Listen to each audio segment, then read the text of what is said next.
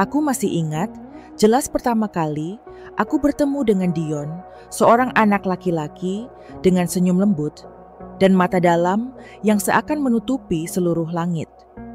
Kami bukanlah tipe orang yang saling mencintai pada pandangan pertama, namun saling mencintai seperti orang membuat secangkir teh hangat, perlahan lembut namun kaya rasa.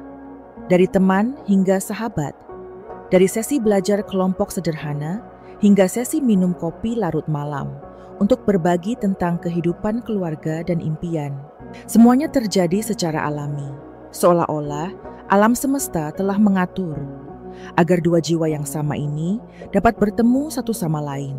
Di antara jutaan orang, Dion bukanlah seorang romantis seperti dongeng, tapi dia selalu membuatku merasa aman. Rasa aman itu bukan melalui hal-hal materi atau kata-kata manis, melainkan melalui tindakan-tindakan kecil saat dia diam-diam menungguku di tengah hujan. Karena aku lupa membawa jas saat dia memasakkanku semangkuk bubur saat aku sakit. Padahal dia tidak tahu cara memasak saat dia duduk dan mendengarkanku menangisi hal sepele tanpa menyela. Bersama Dion, saya merasa dilihat, benar-benar dilihat, dengan cara yang tidak dilakukan banyak orang. Kami menikah ketika kami berdua masih sangat muda.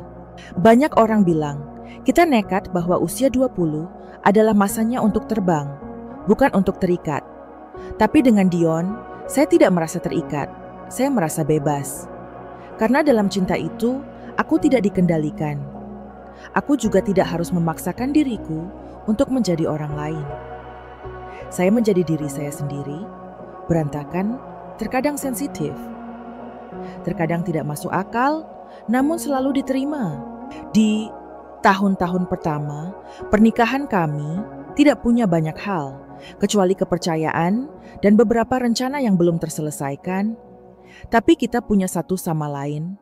Dan menurutku, saat kamu punya seseorang yang bersedia menggandeng tanganmu melewati hari-hari ketika kamu tidak punya apa-apa, maka orang itu layak untuk dipegang untuk waktu yang lama. Kami menyewa sebuah rumah kecil di pinggiran kota Bandung dengan halaman belakang yang dipenuhi bunga lavender. Bunga yang saya sukai sejak saya masih kecil. Setiap pagi, Dion bangun pagi untuk membuat kopi dan aku menyiapkan sarapan.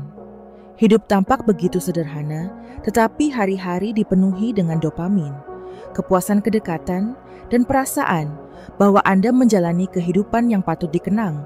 Aku sering bercerita pada teman-temanku bahwa mencintai orang yang tepat tidak membuatmu bersemangat, tapi membuatmu tenang.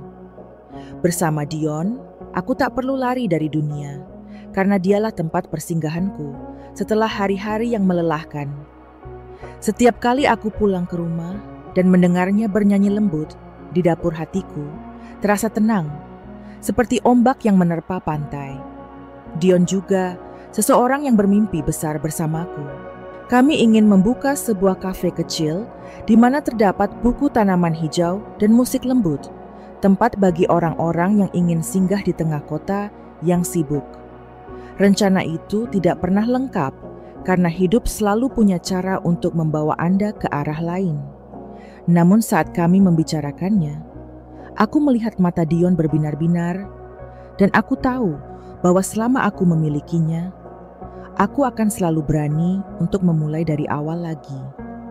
Tidak peduli berapa kali pun, melihat ke belakang, saya tidak menyesal mencintai percaya dan menghabiskan masa muda saya untuk membangun sesuatu bersama Dion.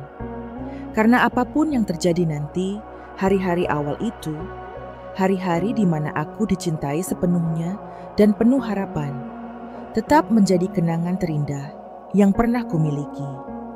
Sebagian diriku selamanya bersyukur atas saat itu. Hari itu hujan turun dengan ringan. Aku duduk di mejaku seperti biasa, membereskan beberapa kertas bekas sambil menyeruput secangkir teh jahe hangat. Aku tidak menyangka bahwa hari normal seperti ini akan menjadi hari di mana segala sesuatu dalam hidupku mulai berubah. Kebetulan, aku melihat sebuah amplop kecil di antara kertas-kertas lama milik Dion. Tidak ada yang istimewa, sebuah amplop putih, tidak ada catatan di luar. Tapi entah kenapa, jantungku berdetak lebih cepat saat aku mengangkatnya. Perasaan itu seperti firasat samar. Ada sesuatu yang tidak beres yang belum bisa kusebutkan. Saya membuka amplop itu. Di dalamnya ada setumpuk dokumen, lembaran kertas yang dicetak dengan jelas, ditandatangani dengan tutup resmi, dan bahkan kartus merah terang yang tertutup. Kepalaku pusing saat mataku tertuju pada nama Dion Pratama, nama suamiku, dan nama perempuan asing, Aulia Rahmawati. Dan tepat di bawahnya ada tulisan surat pernikahan, surat nikah. Saya tercengang. Saya pernah mendengar orang mengatakan bahwa rasa sakit yang paling besar adalah ketika Anda dikhianati, bukan oleh musuh Anda, tetapi oleh orang yang Anda yakini paling aman. Pada saat itu, saya mengerti betapa dalamnya hal itu. Saya tidak berteriak, "Jangan menangis." Lama sekali aku hanya duduk di sana, memandangi kertas-kertas di tanganku. Seolah-olah isinya akan berubah jika aku melihatnya cukup lama, tapi tidak. Teksnya masih jelas. Setiap angka tanggal, setiap bekas tinta dingin, semuanya seperti tamparan di hatiku yang menegang Dion, pria yang membuatku percaya bahwa cinta bisa menyembuhkan segalanya. Diam-diam menikahi wanita lain dan tidak pernah mengucapkan sepatah kata pun kepadaku. Aku merasa seperti sedang dicabik-cabik dari dalam. Sebagian diriku masih berharap ini adalah kesalahpahaman. Mungkin saja ada yang salah menyebutkan nama. Namun semakin aku membaca dengan seksama, semakin aku tidak bisa menyangkal kebenarannya. Dion telah mengkhianatiku. Bukan hanya dengan tindakannya, tapi juga dengan sikap diamnya yang berlangsung entah sampai kapan. Aku memasukkan kembali kertas-kertas itu ke dalam amplop, melipatnya dengan rapi, seolah-olah belum pernah dibuka. Lalu aku duduk dan melihat keluar jendela. Hujan masih turun pelan dan mantap seperti air mata yang kucoba tahan agar tidak jatuh. Aku tidak tahu apa yang lebih menyakitkan, kebenaran tentang pernikahan itu atau perasaan bahwa aku sudah hidup selama 10 tahun bersama seseorang yang tidak begitu aku mengerti. Namun saya tidak ingin menjadi wanita yang dilanda penderitaan. Saya tidak ingin membiarkan kejutan ini mendefinisikan saya. Aku tidak langsung menelpon Dion. Jangan mengirim SMS, jangan bertanya, "Siapa kamu?" atau "Mengapa kamu melakukan itu?" Sebaliknya, saya memilih diam. Keheningan yang diperlukan untuk menjaga ketenangan yang tersisa. Saya tahu di saat-saat emosional yang paling kacau mudah untuk melakukan hal-hal yang kemudian Anda sesali. Jadi aku hanya menarik napas dalam-dalam lalu berkata pada diriku sendiri, "Sari, mulai sekarang kamu harus menjadi lebih kuat dari sebelumnya." Saya masih tidak tahu apa yang harus saya lakukan selanjutnya. Tapi aku tahu, satu hal, aku tidak akan jatuh. Saya pernah menjadi seseorang yang menciptakan kehidupan yang layak. Dari awal saya juga dapat melanjutkan hidup lagi. Bahkan jika saya harus memulai dari awal lagi, dari rasa sakit. Dan pada saat itu, saya tiba-tiba mengerti. Terkadang sebuah surat tidak hanya bisa membuat kita kesakitan, tapi juga membangkitkan bagian kuat yang tidak pernah kita duga sebelumnya. Dulu aku berpikir, kalau suatu saat aku dikhianati, aku akan berteriak menghancurkan dan pergi di tengah malam hujan, seperti di film-film. Namun kehidupan nyata tidak seperti film. Ketika dihadapkan dengan kenyataan sebenarnya, bahwa suami saya diam-diam menikah dengan wanita lain, saya merasa segalanya melambat. Tidak ada teriakan, tidak ada air mata, yang ada hanya keheningan dingin dan ruang kosong di dadaku. Seperti ada yang baru saja mengambil detak jantungku. Saya duduk lama sekali setelah menemukan surat itu. Dalam benakku, aku tak henti-hentinya mengingat kembali setiap momen antara aku dan Dion. Sore hari, saat dia membuatkanku teh, saat aku bekerja lembur, saat dia memelukku dari belakang, saat aku mengkhawatirkan pekerjaan. Saya tidak bisa mencocokkan gambaran lembut itu dengan pria yang cukup waspada untuk memegang pena dan menandatangani akta nikah dengan orang lain. Tapi kemudian saya mengerti, orang bisa begitu pandai berpura-pura, bahkan orang terdekatnya pun tidak mengenali sisi aslinya. Saat itu, aku punya dua pilihan, yang satu langsung menghadapinya, mempertanyakannya menangis, dan mungkin menghancurkannya dengan suara paling keras. Yang kedua adalah menahan semuanya mundur, selangkah mengamati lebih dekat dan mencari cara agar tidak tertelan oleh emosi. Saya memilih cara kedua, bukan karena aku tidak terluka, tapi karena aku tahu, hati yang panas tidak bisa menyembuhkan luka dingin. Dan saya harus tetap waspada, karena saya berdiri di tengah badai yang harus saya hadapi. Saya menyembunyikan dokumen itu kembali di laci bawah. Aku masih memasak seperti biasa, masih tersenyum saat Dion pulang. Masih bertanya, apakah dia lelah? Apakah dia mau teh? Saya memainkan peran sebagai istri, seolah-olah tidak terjadi apa-apa. Bukan untuk pengampunan, tapi untuk mendengarkan, merasakan setiap kata yang dia ucapkan, setiap pandangan, setiap gerak tubuh. Dan untuk pertama kalinya, aku tidak membiarkan cinta mengaburkan intuisiku.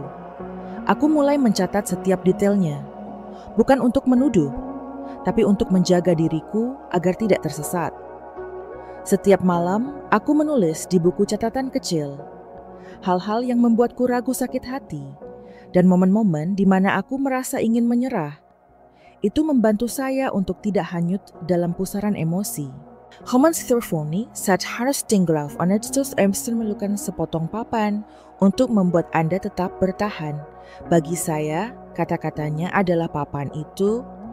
Saya juga mulai membaca lebih banyak tentang pengkhianatan, bukan untuk menyalahkan Dion, tapi untuk lebih memahami diri saya sendiri. Saya menyadari bahwa ketika orang dikhianati, reaksi pertama yang sering mereka lakukan adalah menyalahkan diri sendiri. Saya tidak cukup baik, saya melakukan kesalahan. Mungkin jika saya berbeda, dia tidak akan melakukan itu. Tapi tidak saya belajar melepaskan perasaan bersalah yang bukan milik saya. Pengkhianatan tidak pernah merupakan kesalahan orang yang dikhianati. Itu adalah pilihan egois dari orang yang menyebabkan rasa sakit itu. Sementara Dion tidur nyenyak di sampingku, setiap malam aku begadang dengan rencana untuk melindungi diriku sendiri. Saya meninjau dokumen properti, meninjau setiap kontrak, setiap kepemilikan, dan perlahan-lahan menyadari sebagian besar yang kami miliki adalah atas nama saya. Mungkin dalam kepercayaan tanpa syarat yang telah saya berikan kepada Dion selama bertahun-tahun. Sayalah yang secara tidak sengaja memegang kunci terpenting. Itu sangat tidak membuatku bahagia. Tapi setidaknya aku punya tempat untuk memulai. Saya tidak menceritakan kisah ini kepada siapapun, bahkan kepada ibu atau teman dekat saya. Bukan karena aku malu, tapi karena aku tahu aku belum siap menerima nasihat. Kadang-kadang, ketika pikiran Anda sedang kacau nasihat, betapapun baiknya bagaikan suara yang bergema di dalam sumur, terdistorsi dan hilang. Aku perlu mendengar diriku sendiri terlebih dahulu. Tetap tenang, bukannya tanpa rasa sakit. Ini Anda sedang memilih untuk tidak membiarkan rasa sakit mendorong Anda untuk melakukan tindakan yang nantinya akan Anda sesali. Saya tidak tahu apa yang akan terjadi di masa depan. Tapi saya tahu jika saya ingin mendapatkan kembali hidup, saya harus mulai dengan ketenangan. Dari menarik napas dalam-dalam. Dari tidak terburu-buru mengambil kesimpulan. Tidak terburu-buru membalas dendam. Dan terutama, tidak terburu-buru memaafkan. Aku masih belum bilang pada Dion kalau aku tahu. Om ini bukan nerpak lemah. Tapi karena aku menunggu waktu yang tepat. Saya ingin kebenaran terungkap, bukan dengan kemarahan, tetapi dengan kebenaran yang tidak dapat disangkal. Dan ketika momen itu tiba, saya akan siap. Tidak untuk menyakiti siapapun, tapi untuk melindungi diri kita sendiri, sepenuhnya kuat dan tidak lagi gemetar. Saya memulai setiap pagi seperti biasa, membuat secangkir kopi, membuka jendela, menarik napas dalam-dalam. Namun di dalam hati aku, bukan lagi Sari di masa lalu. Saya tidak lagi duduk-duduk menunggu sesuatu tiba-tiba berubah. Saat aku tahu Dion telah berbohong kepadaku, aku mengerti bahwa jika aku tidak membela diriku sendiri, tidak ada seorang pun yang akan melakukannya untukku. Saya tidak bertindak tergesa-gesa.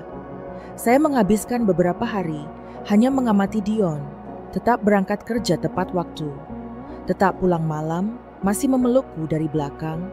Setiap kali aku mencuci piring, saya rupanya sama. Dan mungkin itu sebabnya dia pengira ingin aku tidak apa-apa. Namun keadaan normal itu memberi saya waktu untuk bersiap untuk mendapatkan kembali apa yang menjadi milik saya. Tidak hanya materi, tetapi juga hilangnya harga diri, kebebasan, dan kedamaian.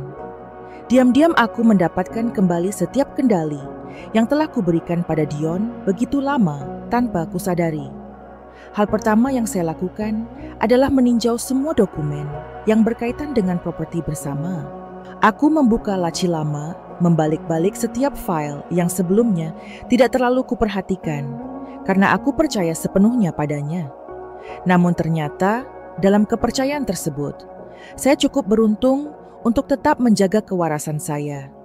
Sebagian besar aset kami, termasuk rumah mobil, dan bahkan saham perusahaan kecil, kami berada atas nama saya.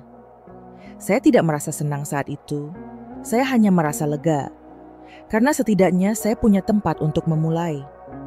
Saya bertemu dengan seorang pengacara, membuat konsumen Pemin sudah memahami dengan jelas apa saja ya hak-hak Anda.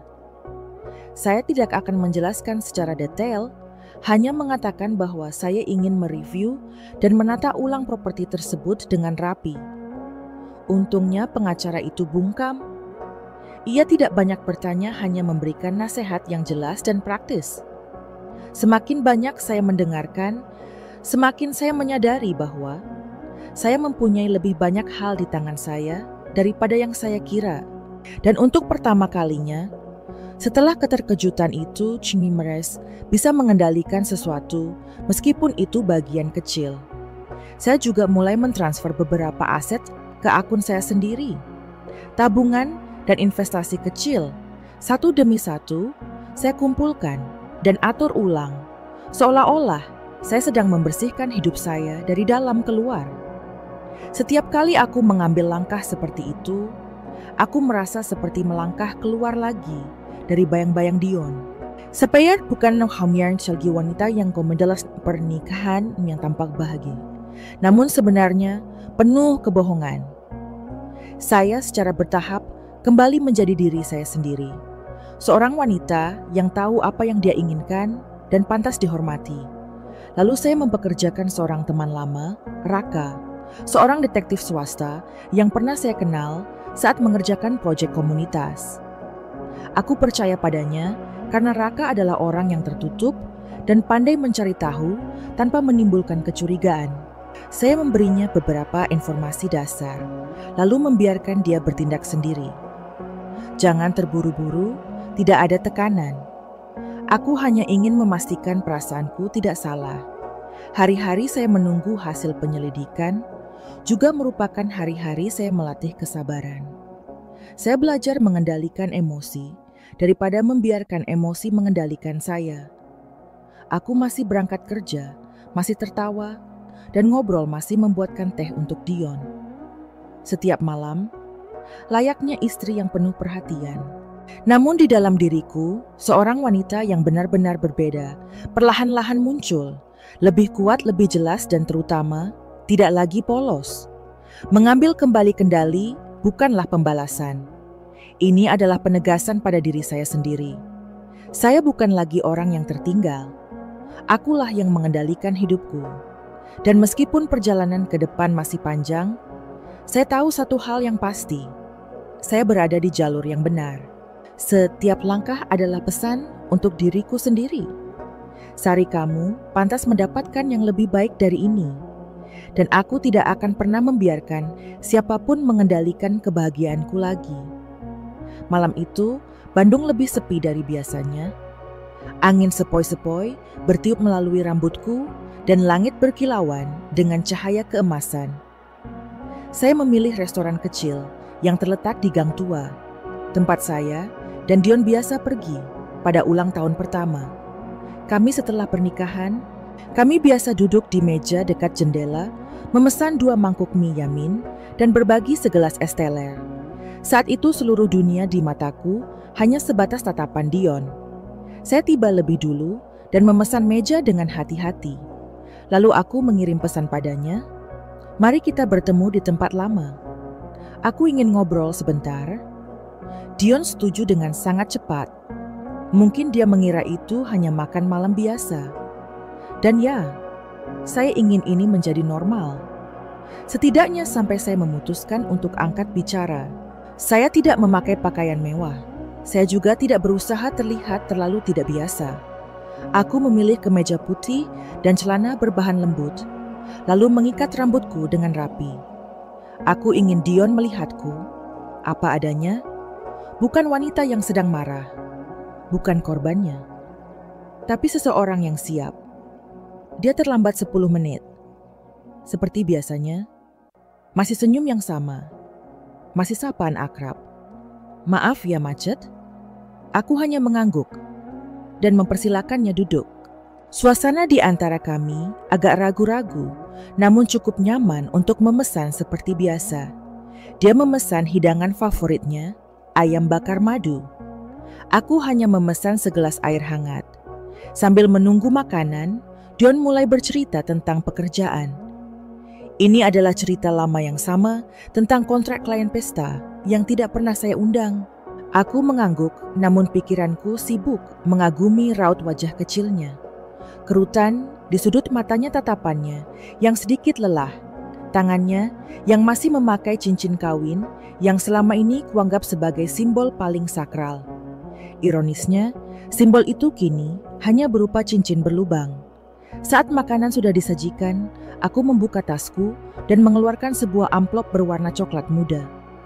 Aku meletakkannya dengan rapi di atas meja di antara 2 piring makanan panas.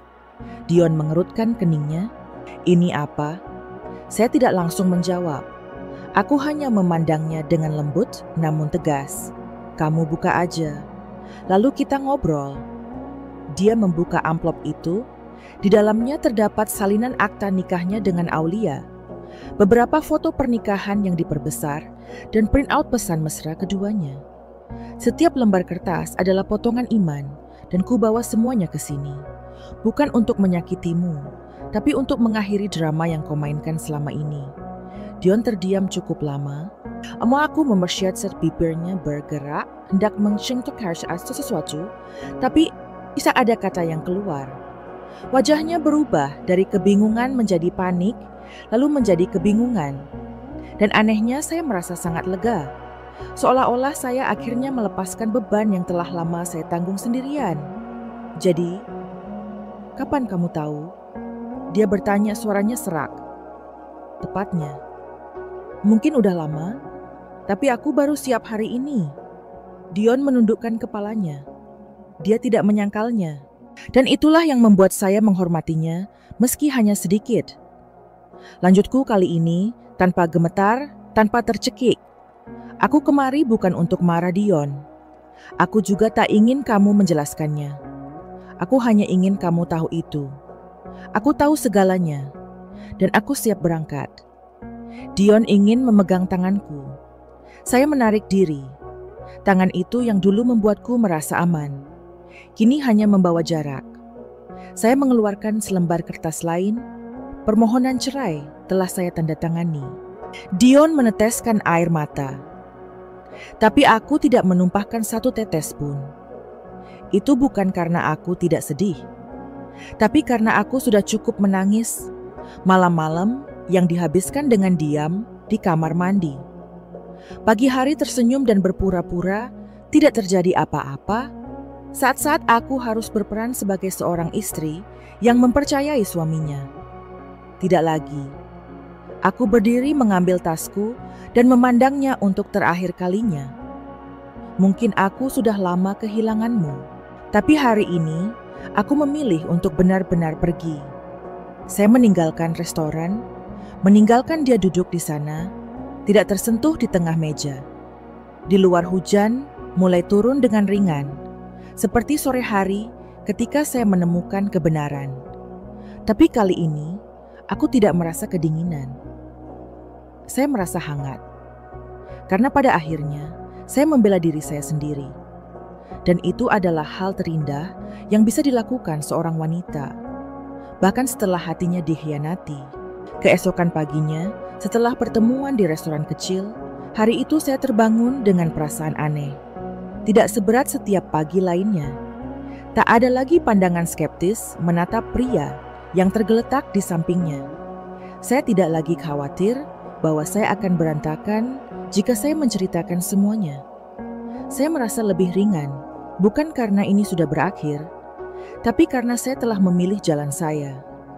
Jalan melepaskan. Melepaskan bukan karena aku tak lagi mencintai Dion. Sebenarnya, cinta tidak mudah hilang dalam semalam.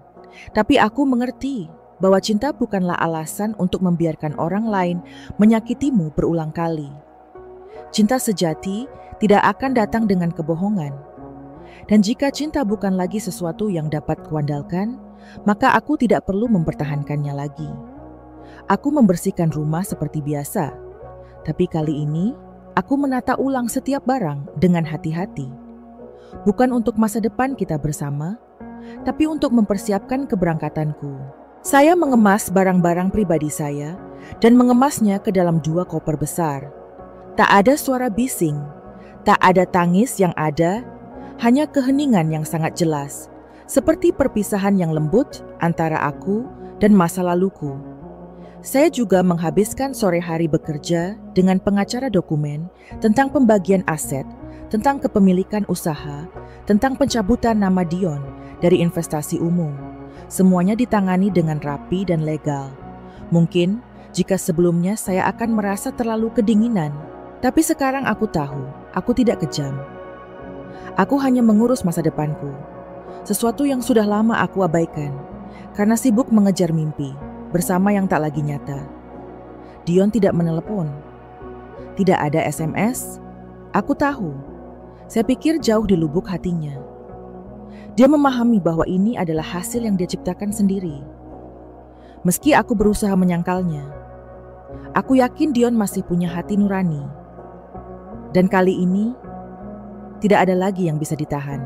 Tak ada permintaan maaf yang cukup besar untuk menghapus pengkhianatan yang ia sembunyikan dengan begitu lihai selama ini. Di malam hari, aku duduk di ruang tamu, tempat yang dulunya merupakan ruang terhangat di antara kami. Saya menyalakan musik instrumental, membakar minyak esensial lavender, lalu duduk untuk menulis baris terakhir di buku harian yang saya mulai sejak hari saya menemukan kebenaran. Di halaman terakhir, saya baru saja menulis, "Saya memaafkan, bukan karena Anda pantas mendapatkannya, tapi karena saya pantas untuk merasa lega. Saya pikir banyak wanita seperti saya mencoba mempertahankan sesuatu yang rusak, karena mereka takut tidak dapat memulai lagi. Namun kenyataannya memulai kembali itu menakutkan, tetapi terus hidup dalam hubungan palsu jauh lebih menakutkan. Saat Anda mensenungtasi rasa sakit yang luar biasa, Anda akan menemukan diri Anda lebih kuat dari yang pernah Anda bayangkan, dan saya berjalan melewatinya. Keesokan paginya, aku meninggalkan cincin kawinku di meja dapur, di samping kopi yang kubuat untuk Dion untuk terakhir kalinya. Saya tidak perlu mengatakan apa-apa lagi. Semua diungkapkan melalui tindakan. Aku menarik koperku. keluar Stimachin kembali menatap rumah itu untuk terakhir kalinya. Tempat yang tadinya penuh tawa, kemudian menjadi sunyi senyap. Saya tidak menyesalinya, karena aku mencintai dengan sepenuh hati, dan saya juga memilih untuk pergi dengan tenang dan bermartabat. Saya menyewa sebuah apartemen kecil di dekat kantor, memulai kembali pekerjaan yang sama, yang saya hentikan sejenak untuk mengurus keluarga saya. Saya tidak memberitahu banyak orang mengapa saya meninggalkan pernikahan itu. Aku tidak butuh belas kasihan siapapun. Apa yang saya butuhkan adalah mendapatkan kembali diri saya sendiri sedikit demi sedikit melalui pekerjaan, melalui malam yang damai sendirian, melalui pagi hari tanpa rasa takut ditipu. Saya mendaftar untuk kelas memasak sesuatu yang selalu ingin saya lakukan, tetapi tidak pernah punya waktu. Saya juga melakukan perjalanan singkat sendirian ke Jogja, tempat yang dulu saya impikan untuk dikunjungi bersama Dion. Namun kini saya pergi sebagai teman perjalanan terbaik saya. Seseorang bertanya kepada saya, bagaimana saya bisa begitu tegas? Bagaimana aku bisa pergi tanpa melihat ke belakang? Jawaban saya selalu, karena saya telah tinggal cukup lama untuk memahami bahwa jika Anda tidak menyelamatkan diri sendiri, tidak ada yang akan melakukannya untuk Anda. Melepaskan dengan pasti bukan berarti tidak akan ada rasa sakit, tapi ini adalah cara untuk mengatakan pada diri sendiri, Anda pantas untuk bahagia. Bukan kebahagiaan palsu, tapi kebahagiaan sejati, di mana ada kepercayaan keamanan dan kebaikan. Dan tahukah Anda, ada sesuatu yang ajaib yang terjadi ketika Anda melepaskan orang yang tepat. Anda tidak kehilangan apapun, Anda baru saja mendapatkan diri Anda kembali. Dan itu adalah sesuatu yang tidak dapat diambil oleh siapapun. Saya telah meninggalkan Dion, tetapi saya tidak bingung. Saya menemukan wanita yang tahu bagaimana mencintai dengan sepenuh hatinya, yang berani bermimpi. Dan sekarang yang berani hidup setia pada nilai-nilainya. Saya tidak melihat ke belakang. Itu bukan karena aku kedinginan, tapi karena aku tahu masih banyak hal yang menantiku di depan. Dan kali ini, aku tidak akan hidup setengah hati lagi. Saya akan hidup sepenuhnya untuk diriku sendiri. Suatu pagi, ketika aku terbangun di sebuah apartemen kecil sendirian, tiba-tiba aku merasa dadaku kosong, tapi juga sangat ringan. Tak ada lagi rasa terbebani, kenangan lama. Tak ada lagi suara langkah kaki, Dion yang familiar. Tak ada lagi dering telepon yang selalu kuragukan. Yang ada hanyalah suara burung di balkon dan cahaya matahari yang lembut menyinari sudut dapur, tempat saya membuat secangkir kopi pertama dalam perjalanan baru. Aku tidak tahu harus menyebut perasaan itu apa, tapi mungkin ini awalnya. Sebuah permulaan tanpa suara, tanpa trompet atau genderang. Hanya perasaan memiliki hak untuk hidup kembali secara harfiah. Hak untuk memilih apa yang baik bagi diri Anda. Hak untuk mengutamakan diri sendiri, dan hak untuk tersenyum tanpa alasan. Saya mulai lagi dari hal terkecil. Belilah meja baru, tempat saya bisa mendapatkan ide untuk proyek bisnis yang pernah saya kesampingkan karena sibuk menjadi istri yang baik. Saya menanam beberapa pot bunga kecil di balkon, memilih warna sesuai kesukaan saya, tanpa harus bertanya kepada siapapun. Apakah menurut mereka murahan? Setiap pagi saya membuat kopi, menyalakan musik lembut, dan membaca buku sebagai ritual penyembuhan. Saya juga mulai kembali ke bisnis. Di masa lalu, saya dan Dion mendirikan sebuah perusahaan kecil, tetapi saya selalu berada di belakang layar, mendukung, membersihkan, mengurus dokumen, mengurus mitra, tetapi namanya selalu dia. Kali ini, saya memilih untuk melangkah maju. Saya membangun kembali merek, mengubah cara saya beroperasi, dan memperluas jaringan pelanggan saya.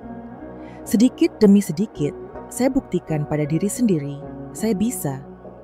Tidak membutuhkan bantuan siapapun. Saya bisa, dan saya melakukannya. Namun tidak setiap hari itu mudah. Ada malam-malam ketika saya berbaring di lantai lelah dan bertanya-tanya, apakah saya berada di jalur yang benar? Ada kalanya aku merasa sangat sendirian, hingga merasa tercekat ketika aku melihat sekeliling, dan tidak ada orang yang bisa diajak bercerita untuk bersandar. Tapi saya belajar untuk menerima perasaan itu, bukan melawannya. Saya belajar menerima bahwa pemulihan bukanlah sebuah garis lurus. Suatu hari, Anda akan menjadi cemerlang. Suatu hari, Anda akan goyah, dan keduanya baik-baik saja. Saya secara bertahap menjadi lebih terbuka. Berjalan-jalanlah di taman dekat rumah Anda, ikuti kelas yoga, dan dapatkan beberapa teman baru. Orang-orang yang juga pernah tersandung dalam pernikahan seperti saya. Kita berbagi cerita, bukan untuk mengeluh, tapi untuk saling mengingatkan. Kita masih baik-baik saja, dan akan menjadi lebih baik lagi. Saya tidak lagi hidup berdasarkan harapan orang lain. Saya tidak berusaha menjadi istri ideal atau mengikuti teladan wanita sukses untuk membuktikan apapun. Aku hanya hidup agar hatiku terasa ringan dan pikiranku terasa bahagia. Saya belajar untuk pergi ke bioskop, makan malam sendirian, dan merasakan kebebasan di setiap momen. Suatu ketika, saat aku berdiri di toko roti kecil dekat tempat kerjaku, pemilik toko bertanya padaku, "Nona Sari, kamu selalu tersenyum. Hidupmu pasti sangat bahagia, bukan?" Saya tertawa ringan.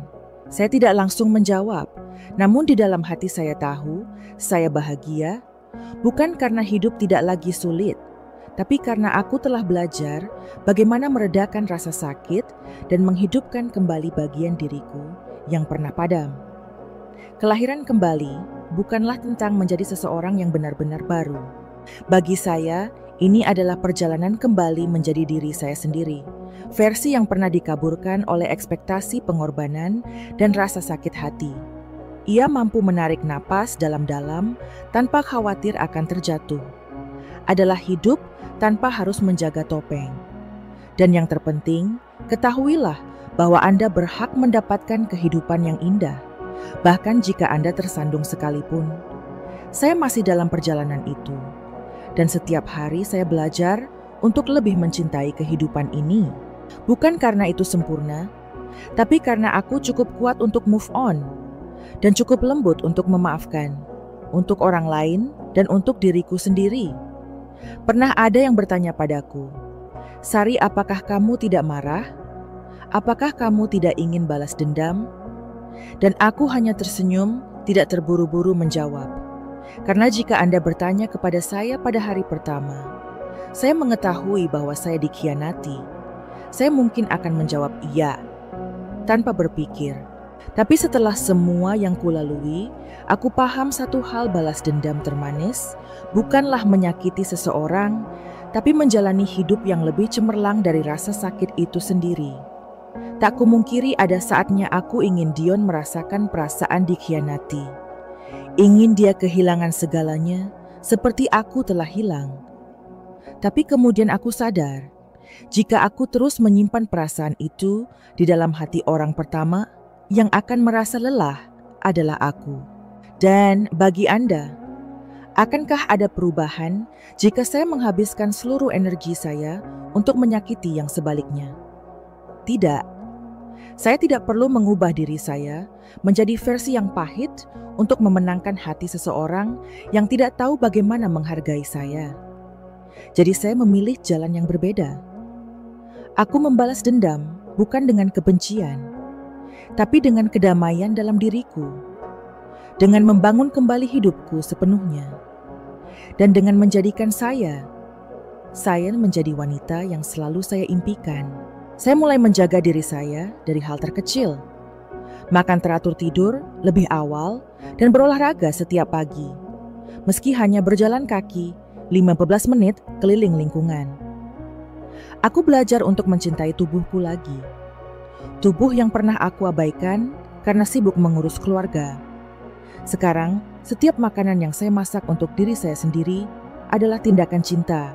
Setiap pagi, saya senang meluangkan waktu untuk mengaplikasikan tabir surya dan lipstik dengan lembut, yang juga merupakan pengingat bahwa saya pantas untuk dijaga. Saya mengembangkan bisnis kecil saya lagi, kali ini sebagai pemimpin sejati. Saya tidak berdiri di belakang siapapun lagi.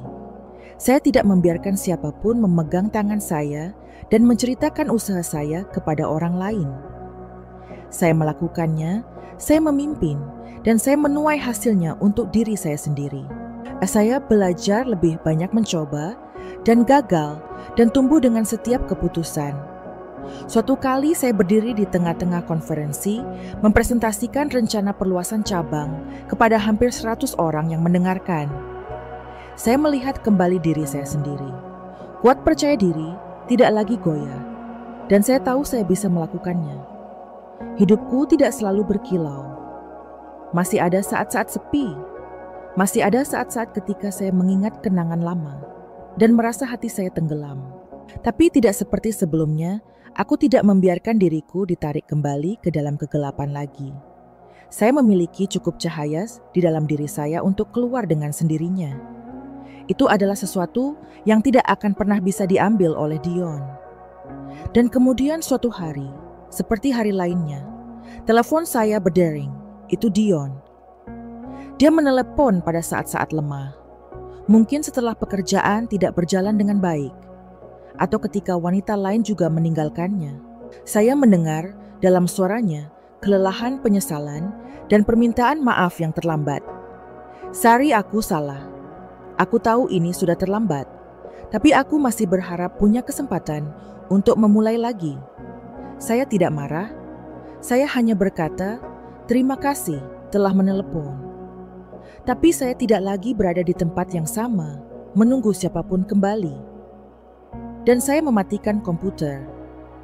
Saya tidak menangis setelah panggilan itu. Sebaliknya, saya merasa lega karena aku benar-benar berjalan melewatinya. Saya tidak lagi membutuhkan permintaan maaf untuk sembuh. Saya tidak perlu diakui sebagai orang yang tepat karena saya telah hidup tumbuh dan menyembuhkan diri saya sendiri dengan cinta pada diri saya sendiri. Kecemerlangan tidak datang dari pembuktian apapun kepada orang lain. Itu terjadi ketika kita tidak perlu lagi membuktikannya. Saat kita bisa tersenyum pada kehidupan, meski itu menyakitkan kita. Saat kita bisa berdiri sendiri dan tetap merasa lengkap. Itulah balas dendam terindah. Hidup yang kita banggakan, rasakan kedamaiannya, dan anggap layak untuk dijalani setiap hari. Saya tidak tahu apa yang akan terjadi di masa depan. Tapi aku tahu satu hal yang pasti. Aku tidak akan pernah membiarkan siapapun membuatku melupakan nilai diriku lagi. Saya akan hidup dan hidup lebih cerah daripada rasa sakit yang pernah saya rasakan. Karena aku layak. Dan begitu juga kamu.